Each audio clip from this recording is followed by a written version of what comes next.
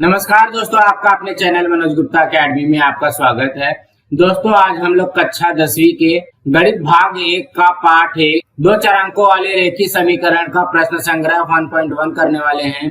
दोस्तों, अभी तक आप लोगों ने इस चैनल को सब्सक्राइब नहीं किया तो प्लीज सब्सक्राइब और चैनल लाइक कीजिए और अपने फ्रेंड्स के साथ शेयर कीजिए। दोस्तों, बाकी विषय के भी प्रश्नोत्तर के वीडियो बना करके अपलोड किया गया है, उसका लिंक आपको डिस्क्रिप्शन बॉक्स में दिया गया है, आप लोग वहां पर जाकर के देख सकते हैं। तो आइए अब हम चालू करते हैं प्रश्न संग्रह 1.1 का बेसिक पार्ट। ये है पाठ 1 दो चरांकों वाले रेखीय समीकरण। यहाँ पे देखो क्या लिखा गया है, आओ सीखें। आओ सीखे का मतलब ये हो गया कि पाठ 1 में हम लोग क्या क्या सीखने वाले हैं। जैसे इसमें दिया गया है दो चरांकों वाले रेखीय समीकरण हल करने की विधि। कौन कौन सी विधि है, एक आलेख विधि सीखेंगे और एक क्रेमर का नियम सीखेंगे। उसके बाद में दो चरांकों वाले रेखीय समीकरण में रूपांतर करने योग्य समीकरण, मतलब हमको एक समीकरण दिया रहेगा, उसको हम लोग रूपांतर करके फिर उसको हल करेंगे। उसके बाद तीसरा क्या सीखेंगे, युगपत रेखीय समीकरण का उपयोजन, हम इसका कहाँ कहाँ उपयोग करेंगे। तो यहाँ पे देखोगे क्या लिखा हुआ है, थोड़ा याद करें। तो दो चरांकों वाले रेखीय समीकरण क्या होता है, लीनियर इक्वेशन इनटू वेरिएबल्स होता क्या है। जो ये वेरिएबल दिया गया है, यहाँ पे चरांक दिया गया, चरांक का क्या मतलब होता है, किसी भी नंबर के साथ में अगर x लगा हुआ है, किसी भी नंबर के साथ में अगर y लगा हुआ है, किसी भी नंबर के साथ में z लगा हुआ है, तो ये जो z है, ये जो x है, ये जो y है, यही क्या होता है, ये होता है हमारा चरांक। तो यहाँ पे हम लोगों ने 9वीं में भी पढ़ा है इस चीज को। जिस समीकरण में दो चरांकों का उपयोग किया जाता है और चरांक वाले प्रत्येक पद का घात 1 होता है, उस समीकरण को दो चरांकों वाले रेखीय समीकरण कहते हैं। कहने का क्या मतलब है, ये जो x है, ये y है, ये जो z है, इसका घात कितना होना चाहिए, 1 होना चाहिए, सिर्फ 1 होना चाहिए, इसके अलावा और दूसरा कुछ होना नहीं चाहिए, तभी जाकर के वो रेखीय समीकरण कहलाएगा। पिछली कक्षा में हमने इसका अध्ययन किया, मतलब कक्षा 9वीं में हमने इसको पढ़ा है।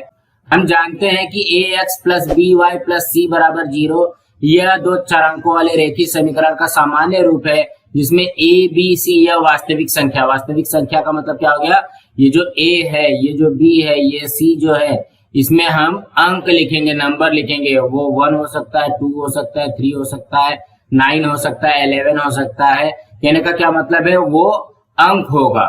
तथा a और b एक ही समय में शून्य नहीं होते हैं। कहने का क्या मतलब है, ये जो a है, ये वाला जो पार्ट है और ये वाला जो है a और b, ये अंक में ही रहेगा, शून्य नहीं होगा। उदाहरण समीकरण 3x बराबर 4y माइनस 12। अगर हम इसको इस रूप में लिखते हैं तो हम कैसे लिखेंगे, देखो 3x, अब देखोगे बराबर के इस साइड 4y है तो यहाँ पे जाएगा, बराबर के इस साइड आ जाएगा, क्या जाएगा, माइनस 4y हो जाएगा।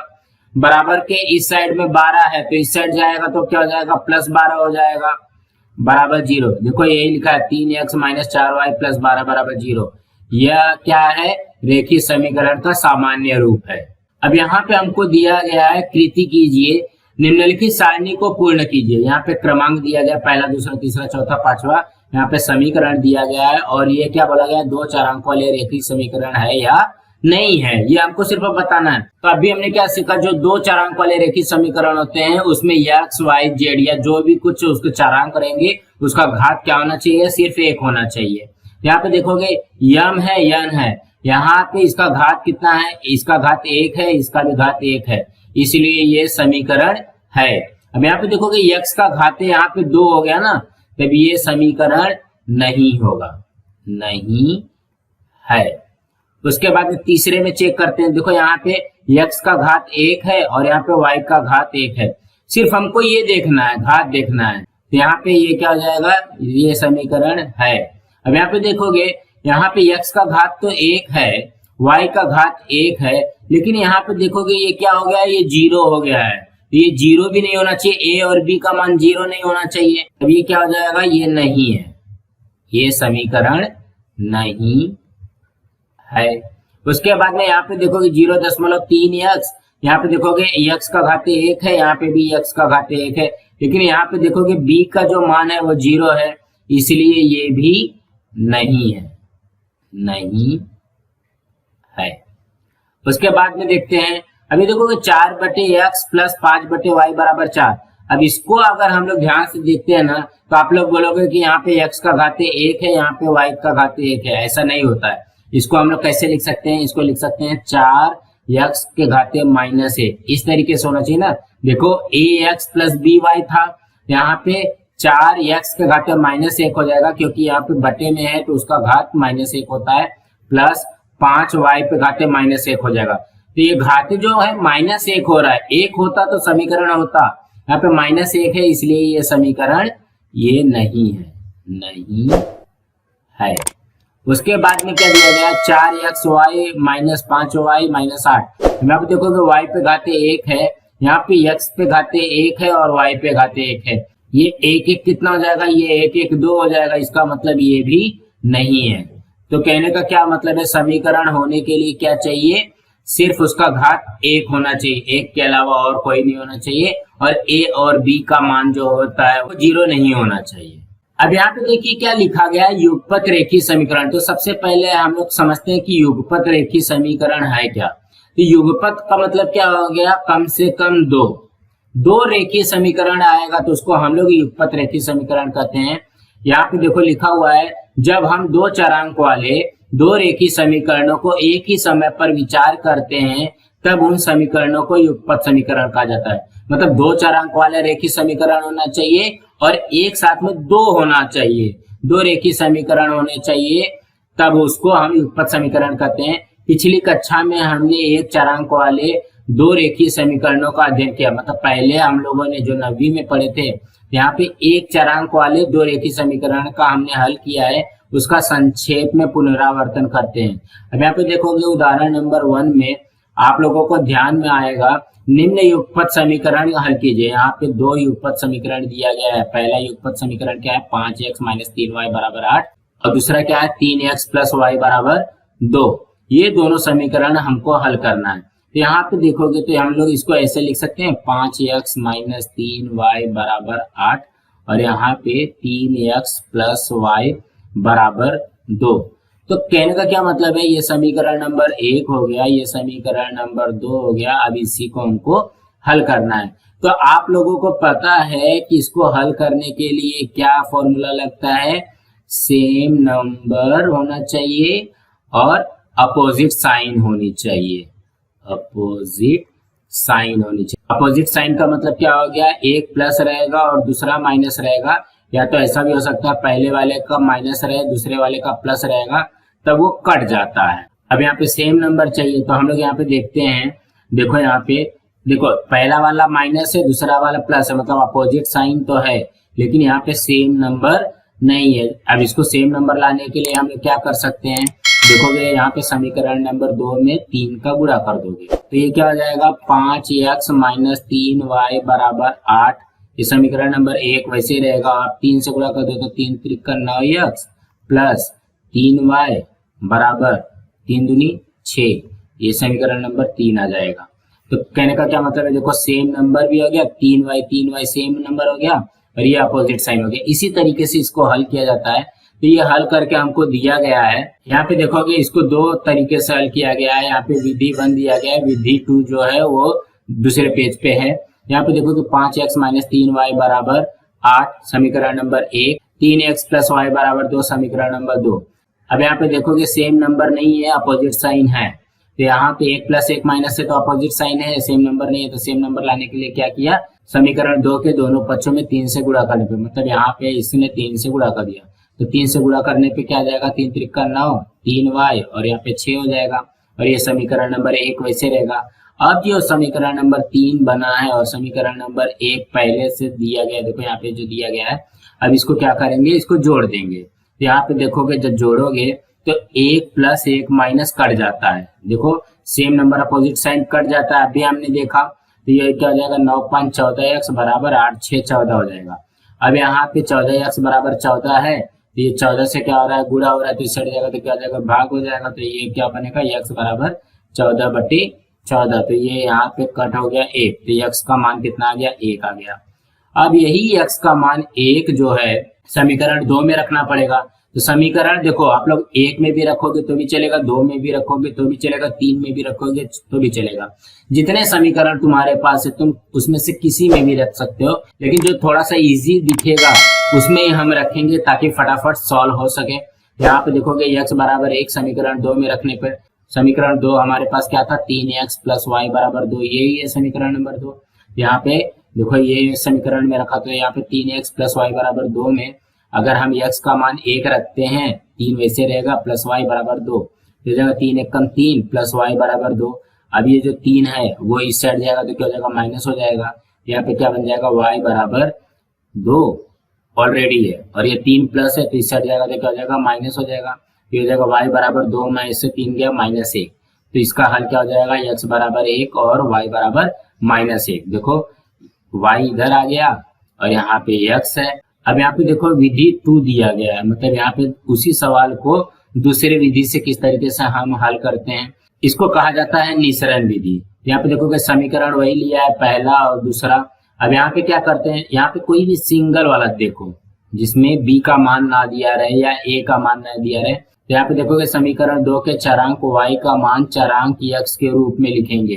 तो कहने का क्या मतलब है, देखो y बराबर, इसको कैसे लिखा, y बराबर 2 और यहाँ पे जो 3x है इसको इस साइड लेके जाएंगे तो क्या हो जाएगा, -3x हो जाएगा। तो ये क्या आ गया, और ये हमारा y का मान इतना आ गया। ठीक है, y बराबर 2 -3x, ये समीकरण नंबर 3 हो गया। अब y का जो मान आया है उसको किस में रखेंगे, समीकरण 1 में। तो देखो समीकरण 1 क्या है, 5x - 3y बराबर 8। यहाँ पे 5x - 3y बराबर 8। देखो 5x लिखा, -3 लिखा। अब ये y के जगह पे क्या लिखेंगे, 2 - 3x। तो देखो ये y के जगह पे 3 वैसे लिखा है और 2 - 3x बराबर 8 इस तरीके से लिखा। अभी हो जाएगा 5x। अब ये देखोगे 3 का गुणा यहाँ पे 2 से किया, 3 दूनी 6, और ये 3 का गुणा यहाँ पे 3x से किया तो 9x हो जाएगा बराबर 8। अब यहाँ पे देखोगे ये 5x और 9x, 9 5 14x -6 बराबर 8। अब यहाँ पे -6 है तो इस साइड जाएगा तो क्या हो जाएगा, +6 हो जाएगा। तो ये कितना हो जाएगा, 8 6 14, और यहाँ पे हो जाएगा 14x बराबर 14। तो यहाँ पे जब 14x बराबर 14 आया है तो ये वैसे हो जाएगा x बराबर 14/14 हो जाएगा, क्योंकि यहाँ से 14 से गुणा हो रहा है, तो ये वाला इससे कट जाएगा। तो x बराबर कितना आ गया, 1। यही आया है हमारा, देखो x बराबर 1। अब ये जो x बराबर 1 है, समीकरण 1 में रखो, 2 में रखो, 3 में रखो, किसी में भी रखोगे तो तुम्हारा उत्तर आ जाएगा। तो कहने का क्या मतलब है, ये विधि से भी करोगे तो भी हमारा उत्तर वही आने वाला है, x बराबर 1 y बराबर -1। और इसके पहले वाला जो था इसमें भी वही आया था, x बराबर 1 y बराबर -1। तो कहने का क्या मतलब है, हम किसी भी तरीके से करेंगे हमारा उत्तर वही आने वाला है। अब यहाँ पे देखो उदाहरण नंबर 2 में दिया गया है, हल कीजिए। मतलब यहाँ पे हमको खुद से हल करना है। यहाँ पे देखो ये सब हमको भरना है, आप लोग अपने किताब को निकाल करके उसमें ये भर लीजिएगा। तो हल कीजिए, 3x प्लस 2y बराबर 29 और 5x माइनस y बराबर 18। ये पहला समीकरण है, ये दूसरा समीकरण है। तो यहाँ पे देखो ये लिखा हुआ है पहला समीकरण, यहाँ पे दूसरा समीकरण। तो यहाँ पे ध्यान दोगे 3x प्लस 2y बराबर 29, तो इसको हम लोग इस तरीके से पहले लिख लेते हैं, 3x प्लस 2y बराबर 29 समीकरण नंबर 1। उसके बाद में 5x माइनस y बराबर 18 समीकरण नंबर 2। अब यहाँ पे हमको सबसे पहले क्या चेक करना पड़ेगा, सेम नंबर अपोजिट साइन। यहाँ पे देखोगे अपोजिट साइन तो है लेकिन सेम नंबर नहीं है। यहाँ पे 2y है, यहाँ पे सिंगल y है। इसको 2y करने के लिए हम लोग क्या करेंगे, 2 से गुणा करेंगे। जब इसको 2 से गुणा करोगे तो यहाँ पे देखोगे समीकरण 2 में 2 से गुणा करने पे, देखो यहाँ पे वही लिखा है, समीकरण 2 को 2 से गुणा करने पर। जब 2 से गुणा करेंगे तो यहाँ पे गुणा कर दो, देखो समीकरण 2 वैसे लिखा है, 5x माइनस y और 18। तो सब में क्या करो, 2 से गुणा कर दो। यहाँ पे 2 लिखोगे, यहाँ पे 2 लिखोगे, यहाँ पे 2 लिखोगे। तो यहाँ पे देखोगे 5x में 2 का गुणा किया तो 10x, 2 में y का गुणा किया तो -2y और 18 दूनी 36, ये आ जाएगा। अब समीकरण 1 में समीकरण 3 जोड़ने पर जो समीकरण 3 हमारा ये आया है और समीकरण नंबर 1 ये है। तो यहाँ पे देखोगे समीकरण नंबर 1 ये वाला लिखा हुआ है 3x प्लस 2y बराबर 29। अब ये आ जाएगा यहाँ पे 10x माइनस 2y बराबर 36। अब यहाँ पे देखो कि 2y और ये -2y कट जाएगा, तो ये कितना हो जाएगा 3x और 10x, तो ये कितना हो जाएगा 13x, और यहाँ पे 29 और 36 ये हो जाएगा 65। तो अब हमारे पास आया क्या है 13x बराबर 65। यहाँ पे देखोगे 13 से गुणा हो रहा है तो इस साइड जाएगा तो क्या हो जाएगा 65 भागे 13, तो ये हो जाएगा 13 25 65। x का मान कितना आ गया 5।